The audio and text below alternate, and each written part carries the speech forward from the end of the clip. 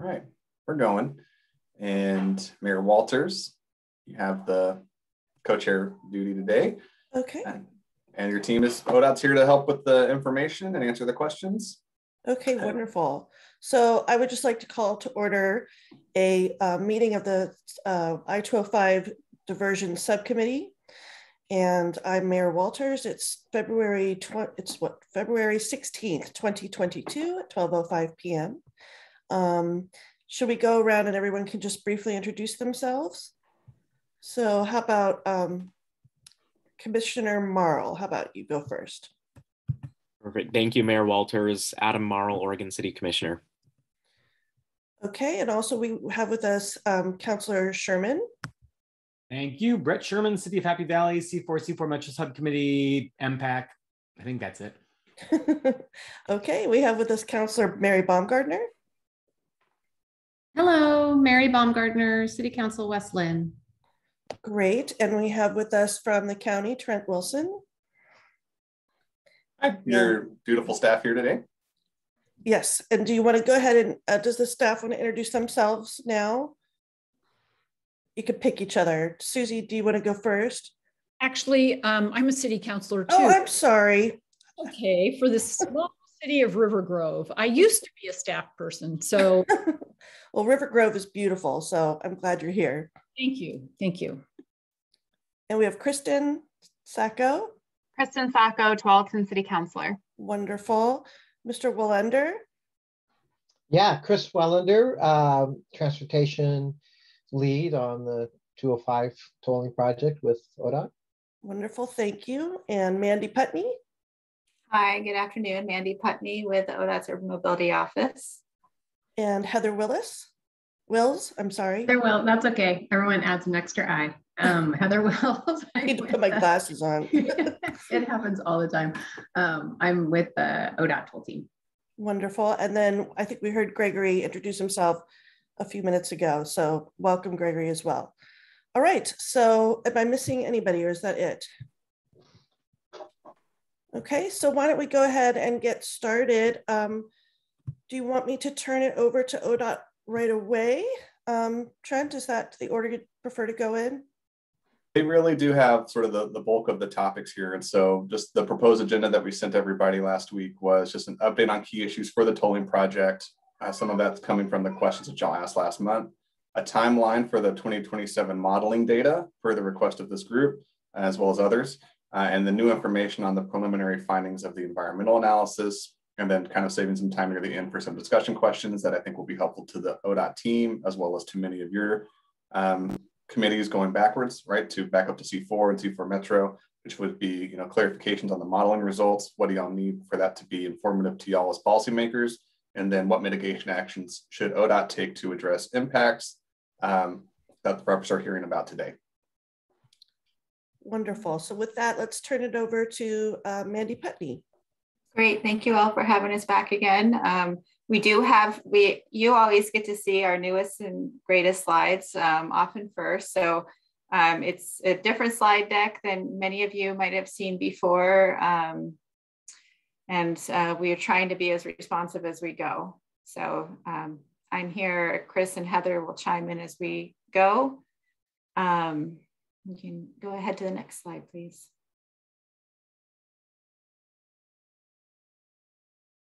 We wanted to start with a short video that we've just created. We use this to introduce and as part of our invite for our webinars that we've just launched. We had one yesterday and we have one tonight. We have more information on that later, but this is a summary overview of our preliminary traffic information and trying to get people's attention so they'll come to our website for some more information. So it's less than 2 minutes and we thought we'd play it for you first.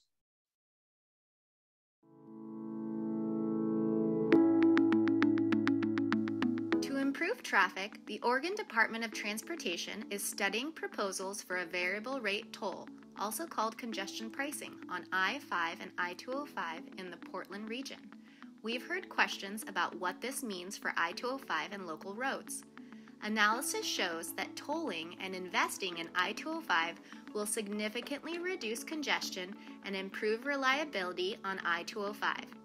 Many drivers will see the tolled interstate provides a more reliable trip with reduced travel times and will choose to pay for that predictability. Less congestion can mean fewer hours spent on interstate travel, fewer emissions, and progress in meeting climate goals. With a toll, some drivers will choose to adjust their trip. For example, if you know the interstate will be backed up at 5 p.m., you may decide to delay your trip, change where you are going, take transit, or not make the trip at all. Avoiding rush hour travel improves the flow of traffic for people staying on the interstate.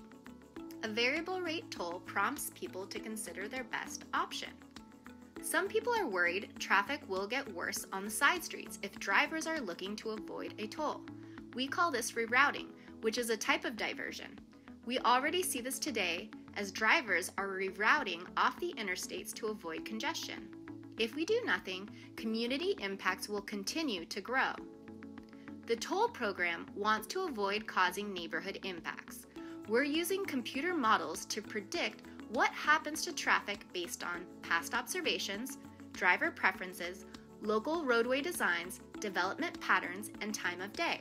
At areas where drivers are predicted to use local roads and delay traffic enough to fail local standards of traffic flow, we will figure out how to fix the issue. For example, we could build a new turn lane, or change the timing of a traffic signal, or add bicycle and pedestrian improvements. We want to make sure you have the information about the tolling proposals under consideration. Please visit OregonTolling.org for the most up-to-date information.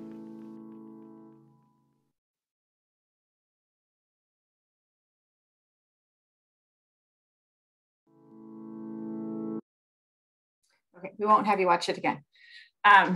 So there's our overview so that we can try to get people to come into the website and attend the webinars or get additional information and continue to stay involved. It is available on our website, as all of our information is, and we know many of you frequently share our updates and especially our events with your constituencies, and we appreciate that. I have a couple of updates at the beginning, just kind of what's happening with broader tolling and 205 toll project. As you know, we are going through a process to request an amendment to the RTP so that we can have more clarity about the financial connection between the 205 toll project and the 205 improvements project. And also so that we can program funds in the MTIP, which we can't do until we have the toll project in the RTP. So we're looking at adding a preliminary engineering or PE phase to the RTP. And those funds are funds that were allocated by the Transportation Commission in March of last year. So we have the funding, we just need to program them so that we can continue on with our environmental analysis and environmental assessment. We are, we've clarified the amendment and revised the text based on comments that we've received, mostly from Clackamas and Multnomah counties. And then more recently, we're suggesting an additional round of updates to the amendment text so that we can draw on language that was in House Bill 3055, clarifying how toll revenue can be used to handle impacts, including diversion onto local streets, and to cover mitigation costs. So we see that as the House Bill 3055 directives as the starting point for ODOT's commitments to the region and to local communities. And all of these are topics that we've been talking about mostly at the staff level so far in terms of what's important to have in the commitment list. We do have a Word document that was provided to TPAC and then to JPAC. And if that's something that you all haven't seen, we're happy to share that as well with you. And again, that's our starting point so that we can hopefully get to more clarity about the level of commitment and the issues that are front and center that we're talking through as we're moving through the amendment process. Next slide, please. This is a timeline where we're showing a variety of options here, or not options, I'm sorry, a variety of different processes. The top line here is the policy conversations that will move forward, including low-income policies for rate setting, and the schedule for that report to be produced. It is due to the Joint Committee on Transportation in September of this year. So that work is underway, and we'll have information available for review and input as we move forward. And then we also know that the region is already starting to have conversations about the Regional Transportation Plan update. And that Regional Transportation Plan update will include many conversations that overlap with congestion pricing and the development of our toll projects in the region, including the Regional Mobility Pricing Project, which is next on the line here. There are multiple points moving forward where there will be broad public and community input that's required. And then also, as you see by the stars here, points of engagement specifically with Metro and JPAC. Those are the orange stars along the lines. The 205 toll project, as you know, is already in the National Environmental Policy Act process, or NEPA. And that's why we are doing this amendment, so that we can conclude NEPA in the 2022 timeframe. So our next big milestone for the 205 toll project is the draft environmental assessment this summer. That document will be available for public review and comment. And then we will refine our information and have a final environmental assessment at the end of the year. We then look to Federal Highway Administration to issue their federal decision on the document. And the decision that we are striving for is a finding of no significant impact. That finding would mean that we've been able to show and demonstrate that we can mitigate any significant impacts that would be the result of the toll project. So that's the work that's underway now. We've been committed to sharing our information as it's available, so that people don't have to wait until the draft EA to digest it all. And the traffic information is the first of the preliminary information that we have. I know one of the questions that Trent outlined was about the 2027 data.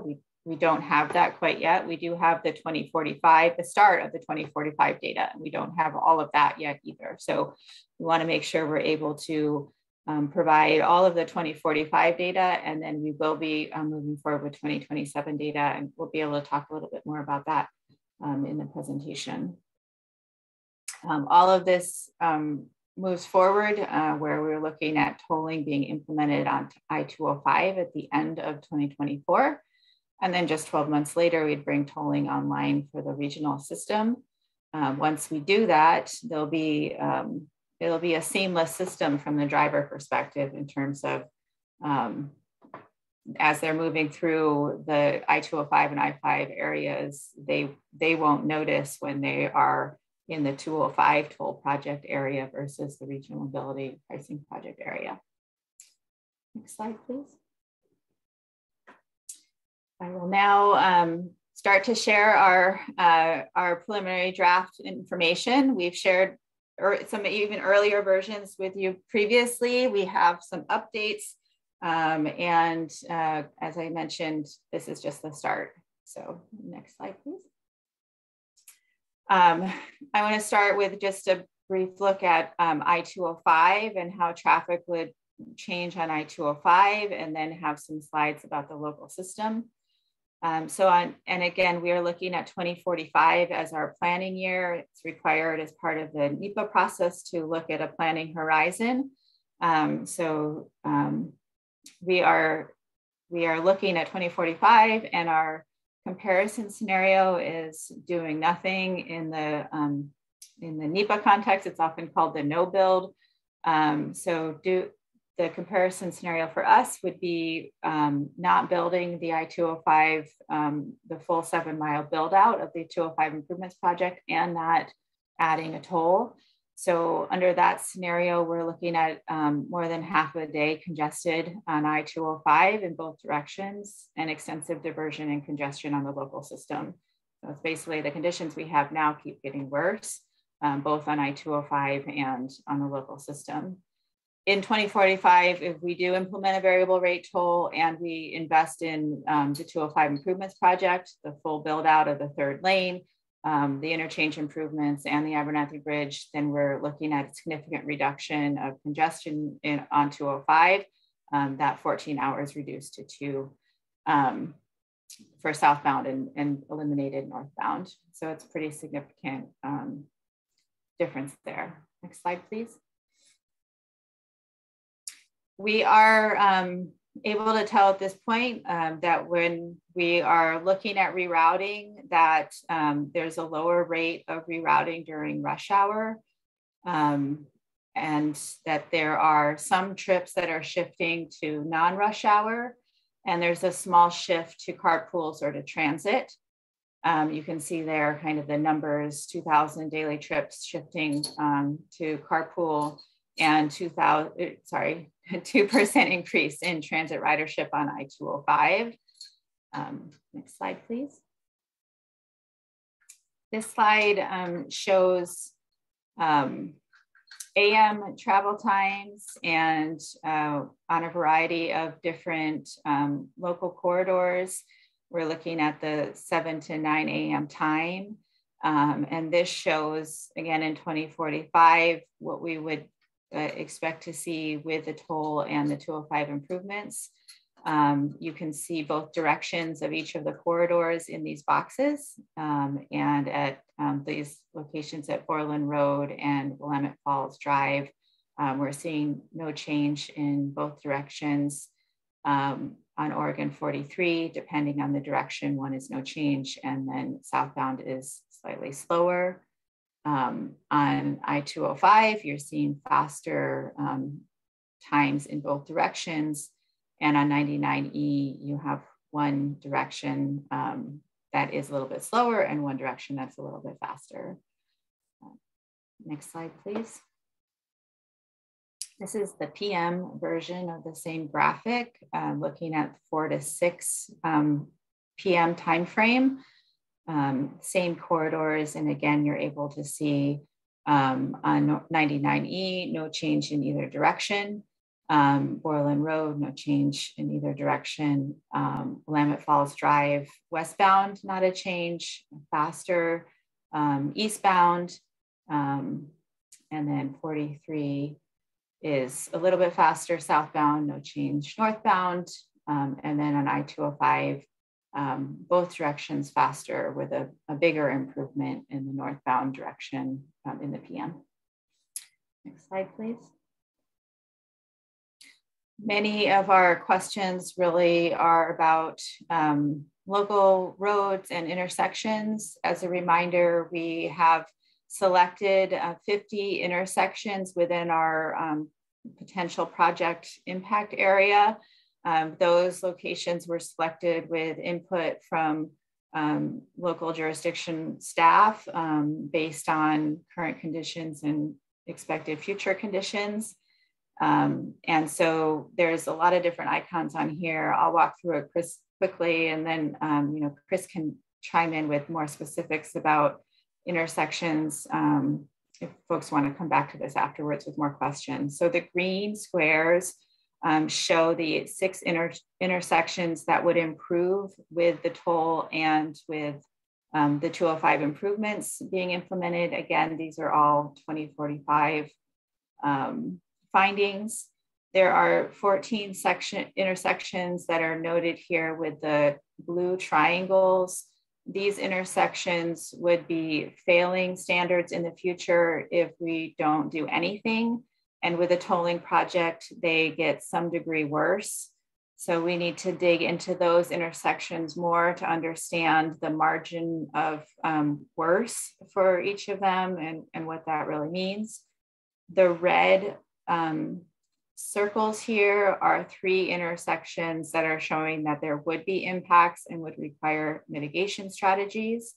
And we have 8 intersections along Stafford Road that have been more complicated to evaluate and study, and we don't have the findings for those yet. So that's the bar here that's shown in kind of the magenta color. So that information is forthcoming.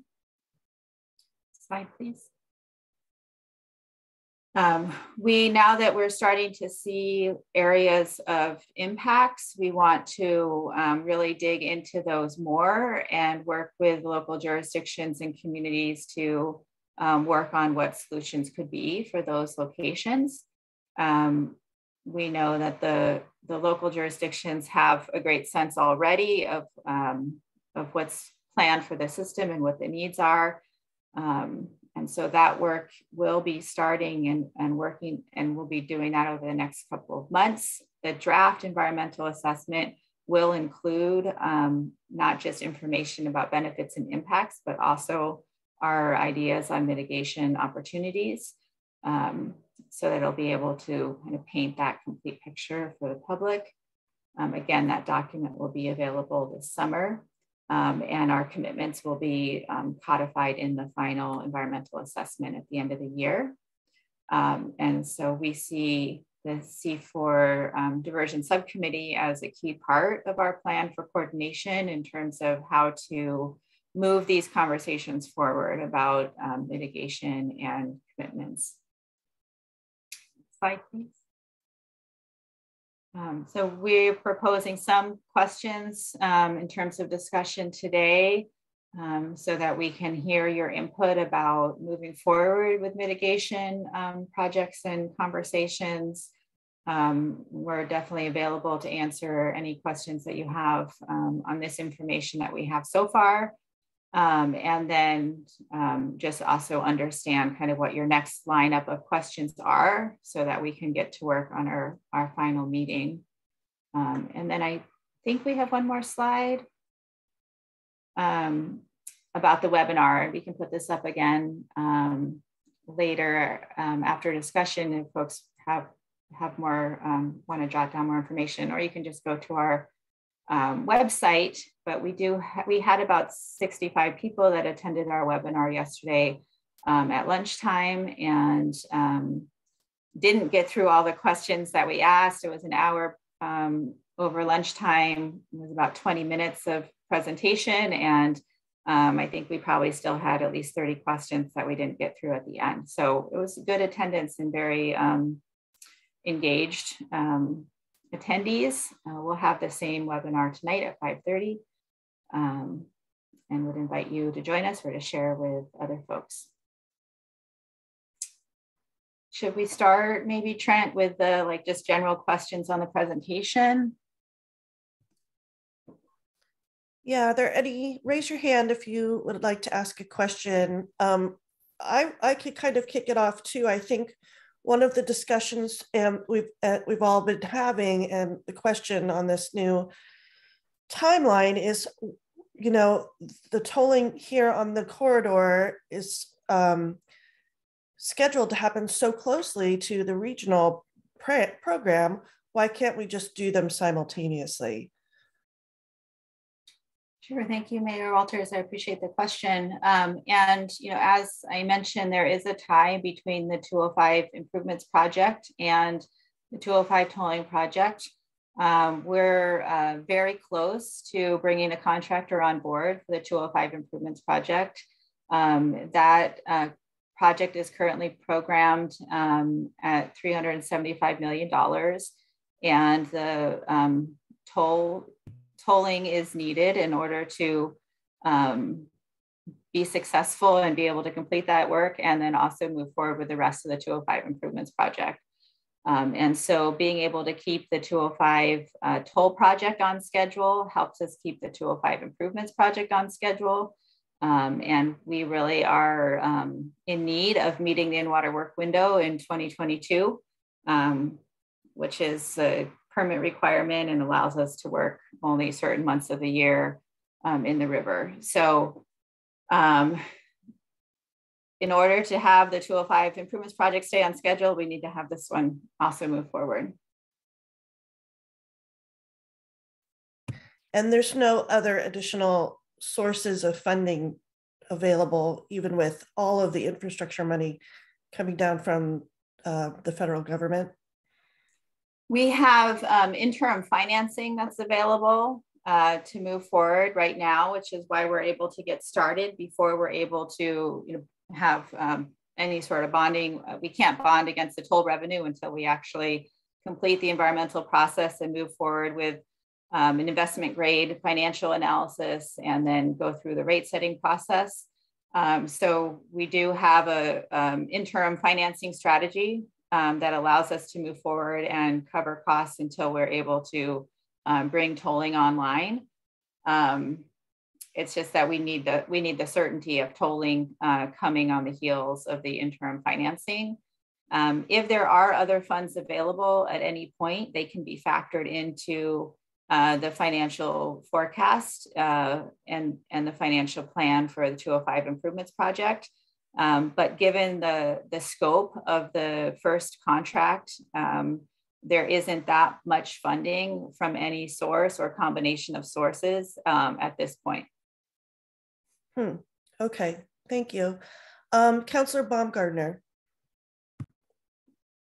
Thank you, Mayor Walters, and thank you for this information and the presentation. I am a little disappointed because at our last meeting, I had followed with an email with a bunch of questions and you had responded, Ms. Putney, that you were going to incorporate them into this. So I guess maybe that got dropped. So I hate to go through the whole email because it's pretty lengthy, but was there a plan to address those questions or should I just restate them now?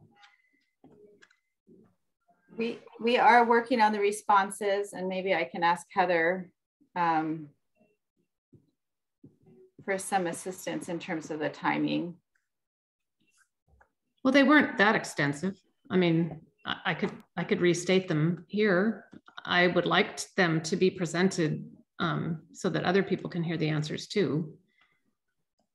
Should I just fire away?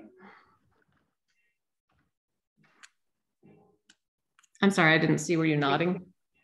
We can try to do them now. And okay. Heather, I mean, I know we have questions from other folks too. Do you have a input there in terms of the timing of the full document? Yeah, I mean, so the responses are coming to me today for review, and we can send them out in the responses out in the materials. Our intent was to have them by today, and our apologies that we missed that deadline. Well, I will just put one question out then. Is there a model for, I've seen several different modelings. Is there a model for a seismic upgrade and the necessary construction that would be required, but with no tolling? Because I've seen the do nothing, which is no construction, no improvements, and no tolling, just nothing. But is there, necessary improvements and no tolling? Is there a model for that? The I-205 improvements project did complete the NEPA process and complete a categorical exclusion document with federal highways. That was complete at the end of 2018. And that work did not include tolling. So we do have information from that. It's just that now there is not a way to move forward with that. Both the seismic retrofit and the other 205 improvements without the tolling as a revenue source. Thank you. Mr. Welander, did you have something to add to that answer? I just want to say, are you referring to the replacement of the bridge itself and not the rest of the corridor? And has there been a model of that scenario? Because that's our assumed no build, is that bridge will be replaced and significantly upgraded. But the rest of the corridor isn't. So that is reflected in our no build for 2045, and it's in our no bill for 2027 when we get those results. It doesn't add a lot of capacity to the corridor as a whole, though.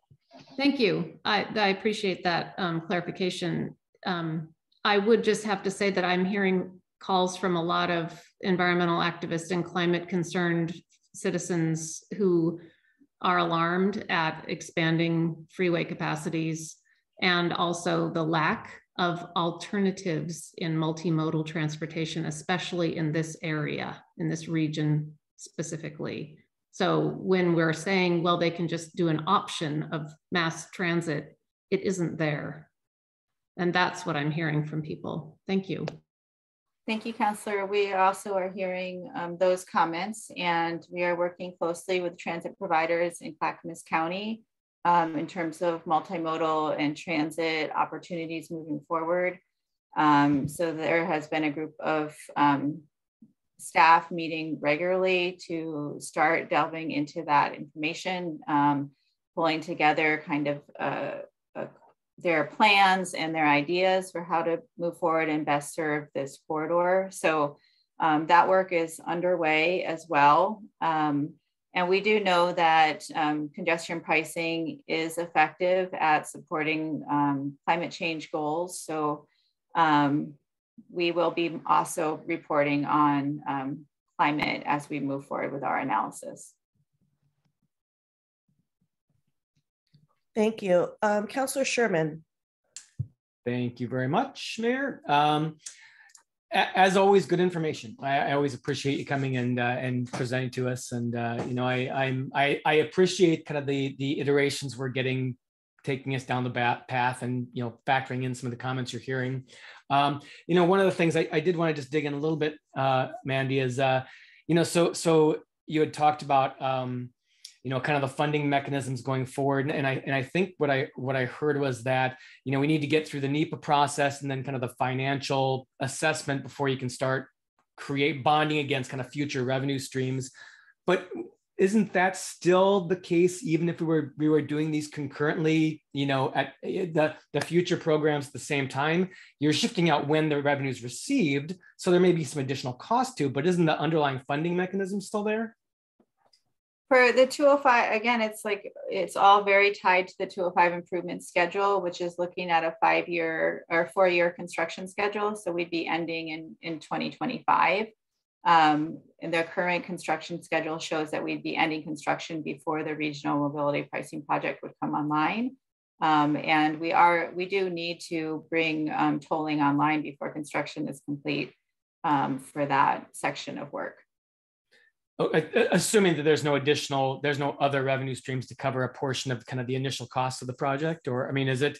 I guess I'm always kind of just trying to get a feel for, you know, we're looking at many different potential revenue buckets being used to finance this project, and so I'm as a layperson, I still have a bit of a disconnect between kind of like making the decision pre-OTC kind of assessment of the revenue streams versus post. And to me, that's a really important milestone. And I don't speak for the group. This is just me just trying to wrap my head around it. Right. Yeah, if there's going to be tolling, then there needs to be tolling in place before construction is done for the Abernathy Bridge section. And that tolling revenue would then be able to support the full rest of construction of the corridor. And again, if there are other funding sources available, then that would be great. But we're looking at about $700 million cost of the full corridor improvements. And there is no funding source that will cover all of phase 1A alone, let alone the $700 million for the full corridor build out. So tolling has to be, right now it is the funding source. It has to be at least part of the funding source, which means that it has to come online before construction is complete. So, okay, I guess I'm still confused by that. So the revenues, because the revenue stream would still be there, even if it was in conjunction with regional tolling, it's just there shortly thereafter. So is there some legal mechanism that says it has to be there prior to the project being complete? I guess I don't understand that. Sure, okay. For the 205 improvements project, we'd be looking at tolling implementation through authority that's provided under Section 129, which allows states to move forward with tolling for a reconstructed bridge or tunnel. And so that's the tie to the Abernathy Bridge construction specifically. Okay, so you're saying that there is, that mechanism does legally have to be in place prior to the completion of that project. And we do need certainty. We have this, states have that authority already to move forward with tolling through Section 129. And again, like, we are trying to stay on schedule for the 205 improvements project. We're looking at about a $24 million cost of delay for every in-water work window that we would miss. Sure, I mean, but you know, inflation gets factored in all the time for projects in the future. I can't imagine that there have been many projects that come in like under budget, and we know exactly how that works. So that's part of the, I mean, isn't that part of the risk benefit calculation? Is you want to do it right, you want to do it in a equitable fashion, knowing that there is additional cost involved by making really good decisions up front that you can't unwind later on. So I mean, that's again, just a personal perspective on that. Okay, I'll let others talk. Thank you. I appreciate the time. That's okay. Appreciate the comments. And I'll just say that we do want to do it right. We have just under 3 years before implementation. We have quite a bit of time to move forward and to finalize the policies and figure out the processes prior to implementation. Great. Thank you. Councillor Heisey. Hi, everyone. Hi, Mandy. Thanks for the presentation. I have 2 things now, because I kind of want to follow up on Councillor Sherman's question and just kind of state plainly what I think he stated pretty plainly, which is we're not understanding what the tension is there, because from our perspective, it seems like there isn't a barrier to continuing on the construction schedule as stated and hitting that in-water work window, all of that. If there is some sort of revenue that comes in that can ameliorate some of that cost, that could help pay for some of that $375 million figure, and then subsequently enable the delay to align the tolling on the bridge with the regional congestion pricing project. So I think that's where we're not, either we aren't speaking the same language because this is deep in federalese, or there's some other barrier there, but I think that's the piece we don't understand. And then my other question is kind of abstruse, but when we're talking about transit in the corridor, we know that's key. We know that the EMAC group is doing some good work on equity in the region and around congestion pricing. ODOT has committed to using that work for all of the tolling, including on the bridge in the memo that went to JPACT. And I'm looking at that, 2% increase in ridership by 2045, and wondering if there's any modeling out of EMAC, or just not even modeling, basic information that provides some sort of percentage of ridership or percentage of users of the current users of the I-205 corridor who will qualify as some version of low income and needing to have a low or no toll option, and how those 2 numbers match up. Is it really just 2%, or is there, what are we doing to match up the services that will be needed and the number of people who will need them in the future when we are in this tolling world where low-income folks need to have an option that they can afford? Great question. And the 2%, to clarify, is without any sort of like equity strategies or low-income strategies. So that's showing that there would be some shift from autos to transit based on the transit that is currently included in the regional transportation plan.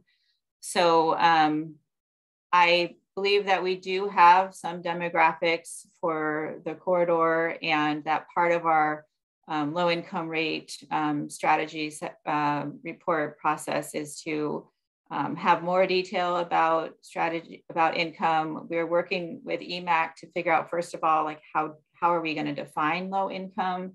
There are a variety of different thresholds that are used by different agencies. So that's a starting point. So we don't have that done yet. So I don't have a number for you in terms of like how many people would be low income that would potentially be users of the corridor. We are very interested in seeing what we could do to move that 2% shift further. And so that will be part of our work going forward. Commissioner Morrow. Thank you, Mayor, and thank you, ODOT team, for the information. The first question I have is just really quick. When is the full project study going to be available to us? The draft environmental assessment will be available in June for public review and comment. So that will be all of our analysis that we've completed.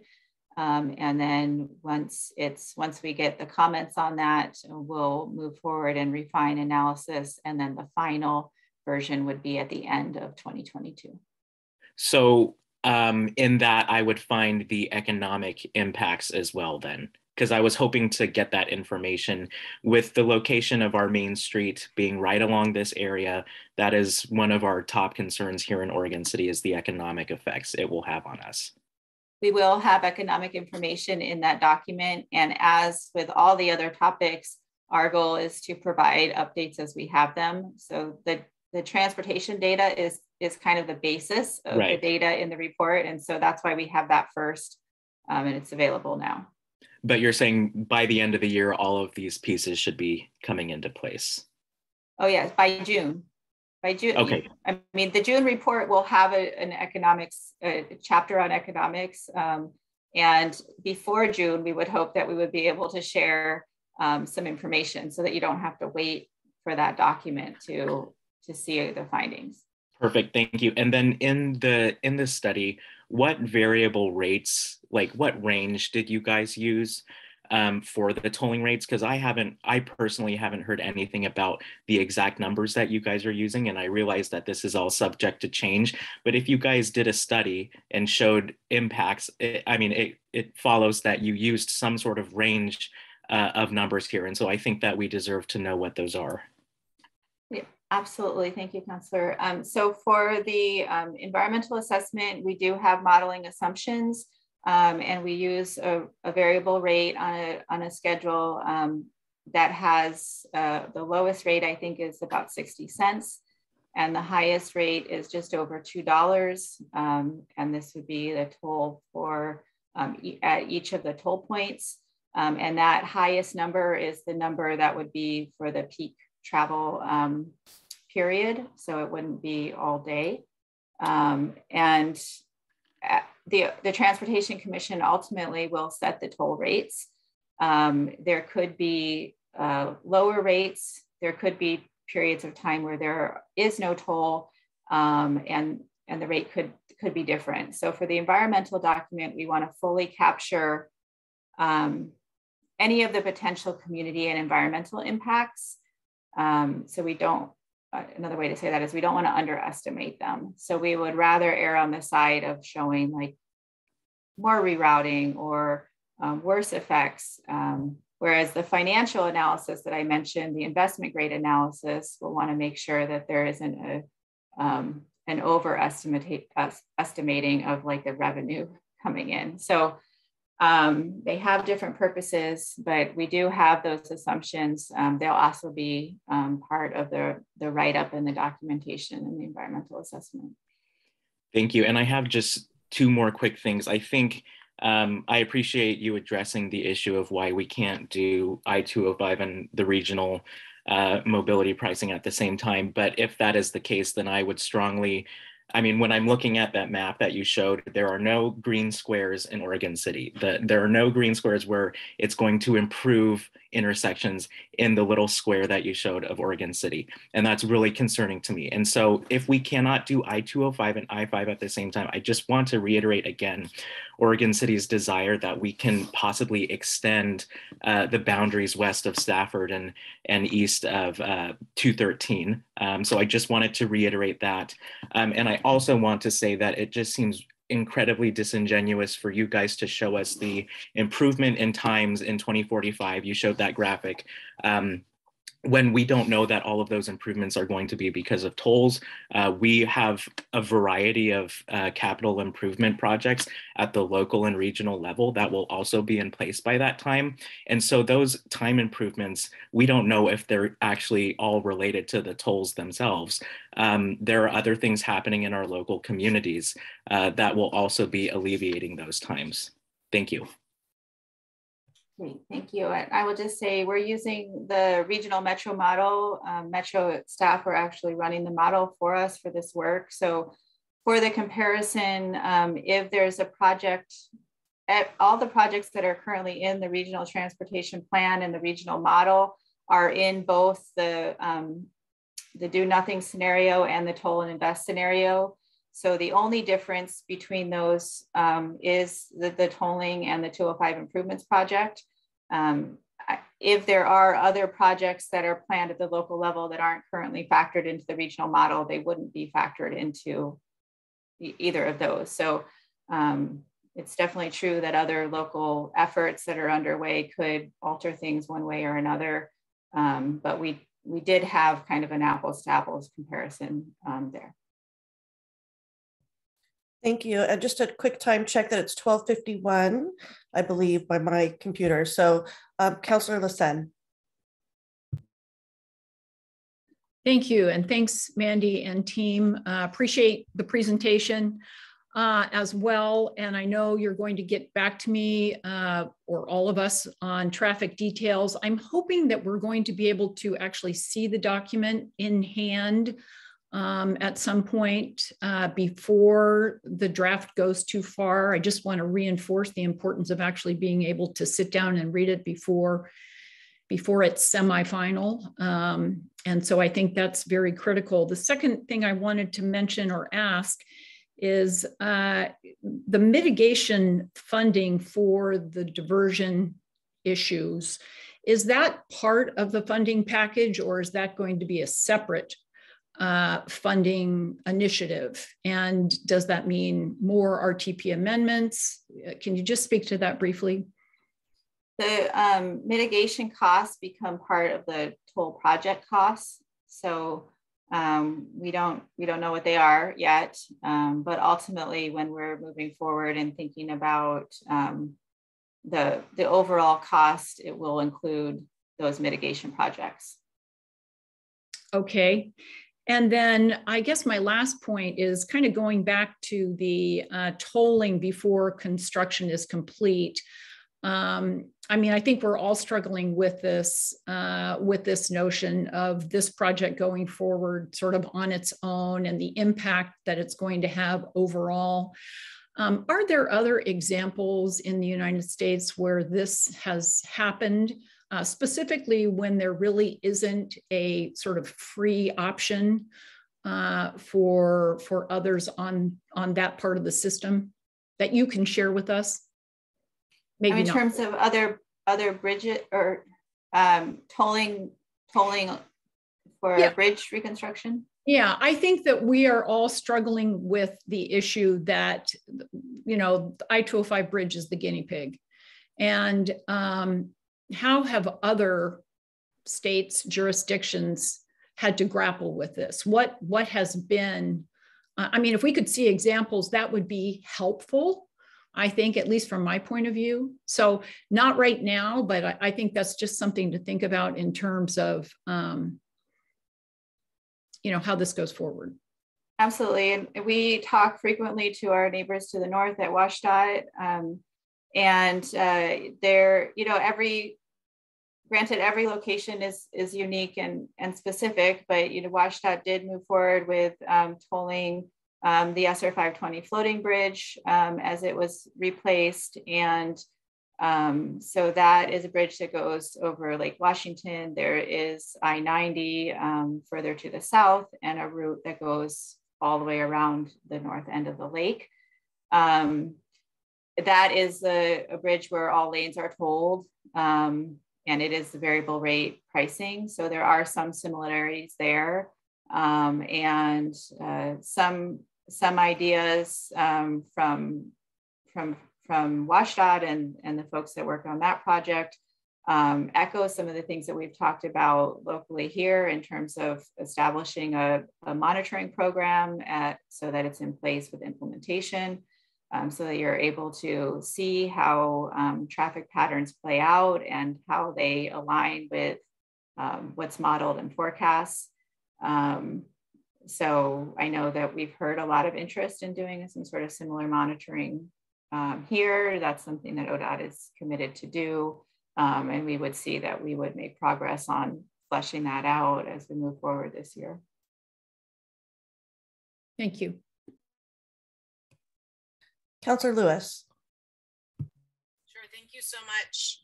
I just have two questions. The first, there's two different routes you can take with the federal government. You mentioned we're going the 129 for this. Can you say who exactly made the decision to go the 129? Because we're in a box with 129 restrictions. We could have gone the other way and had different restrictions. So I'm just curious who made that decision. And then the second question, just bringing to light Councilor Heisey's question that I don't think was fully answered about revenue alternatives and where we are with those. Sure, thank you, Councilor Lewis. In terms of the decision, it was a ODOT leadership decision, and I'm not sure though about the box. And if you wouldn't mind explaining a little bit about the box that you think we're in with 129. Well, earlier in answering, I forget whose question, you were saying in a 129 system, you have to do X, Y, and Z. So I'm just feeling like if we didn't explore the other option, what alternatives would be there, in particular around a true congestion price model and not this kind of hybrid model that we're trying to walk. So I'm sure we could list out some of the other things that 129 dictates, but it's the authority that is specific to this bridge, which is why when I hear colleagues say, why don't we go further north or further south? We feel like we have an impact area that we have to be around because we've focused on a bridge replacement.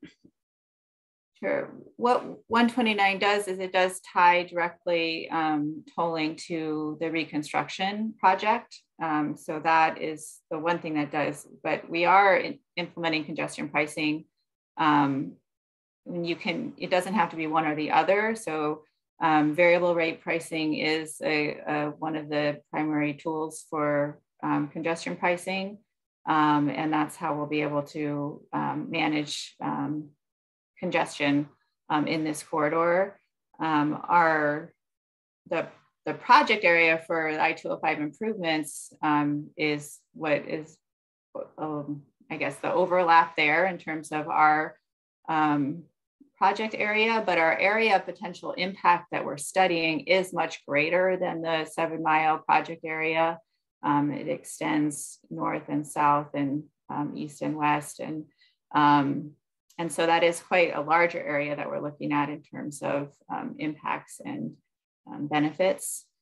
And then in terms of the other question, trying to clarify, I think, I'm apparently not doing a very clear job of it, the difference between funding and financing tools. So we have financing options available to us through House Bill 3055 to move forward with interim financing for the first phase of construction for I-205.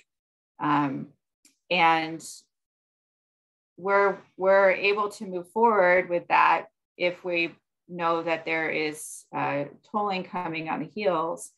And with tolling, we're able to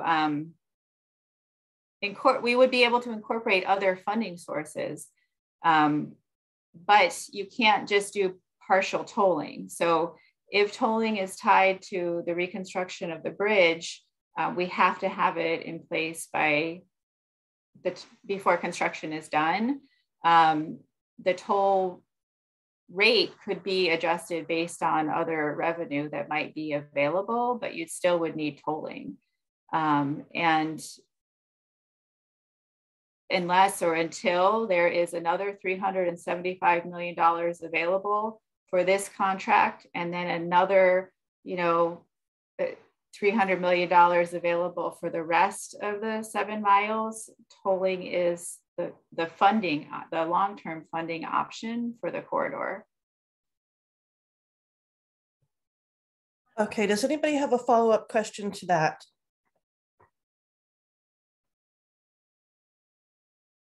Commissioner Savas. Yeah, so Mandy, coming in late on this meeting, but just getting to your point here, how much money was anticipated for that flexible penny, which is part of HB 3055?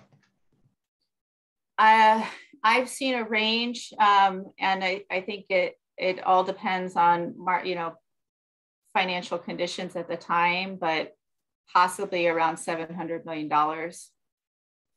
Okay, so it sounds like that flexible penny in of itself could actually fund both phases practically. And I'm also concerned, and a lot of people are, that it's, just in a couple months here, it'll be 5 years since HB 2017 passed. And none of the 3 bottlenecks have shown, I know we have this one close, but there's no groundbreaking. The taxpayers have not seen any construction. And that's got to be a lot of revenue. That's got to be out there in ODOT's coffers. So how much revenue has been generated that's sitting there idle since HB 2017 passed? Well, I mean, that was bonding authority. So which is different than actually like moving forward with the financing and the bonding. And that was bonding authority that was provided to the Rose Quarter project. House Bill 3055 allows the toll program, in terms of toll program development, and 205 to be 2 of the projects that could access that funding on an interim basis. It ultimately needs to be repaid. So it wasn't a switch from one project to another. It was allowing the agency to have some financing flexibility. So if that financing flexibility allows us to move forward, and to your point, like there is a lot of eagerness to break ground on one of these bottleneck projects that were state priority projects as clearly directed in House Bill 2017, we can do that with 205. We're looking at bids coming in early March, and that we would have a schedule that allows us to be underway and under contract before summer. So we have that plan and that schedule, and Commissioner Savas, you're not the only one that's like very eager to get the work and the construction underway. So this is the path forward to make that happen. Okay, thank you. And just again, we've heard so many different numbers about the number of gantries. Is there any way you can give us a sense of how, I'm seeing it's all over the map. So I would like to know, because if you're going to be charging up to $2 or whatever for each gantry, it's going to be very expensive for somebody in Westland to get their kid to Athey Creek Middle School or to the grocery store. So I really need to have a sense of those locations and the dollar amounts. Great. I mean, again, the larger dollar amount would only be during the peak PM hour, and it wouldn't be throughout the day, but there would be a gantry near the Tualatin River bridges and a gantry near the Abernathy Bridge. So 2 locations in this 7-mile area. So and I'm sorry, we're running over time, but just quickly, I thought I heard you say one time before that the bridge itself has to cross a water source, right? Like the river, the Tualatin. And I may be wrong, but I think there's only one overpass that crosses the Tualatin on the I-205 corridor in Westland. The other one goes over Blankenship, and then there's one farther down at Stafford. But I thought there was only one that went over the Tualatin. The Tualatin River Bridge is 2 structures. One east, one west, correct? Yeah, or north and south. 205 is so hard. North and south, east or west. Yes. Okay. Well, maybe we could figure that out, and maybe you guys could provide us with the map again so we can see exactly where those go. That would be helpful. Happy to do that. In any event, we're over time. Does anybody have a quick last question or comment? Okay, not seeing any. So we are adjourned. Thank you so much, everybody. Have a good afternoon. Thank you.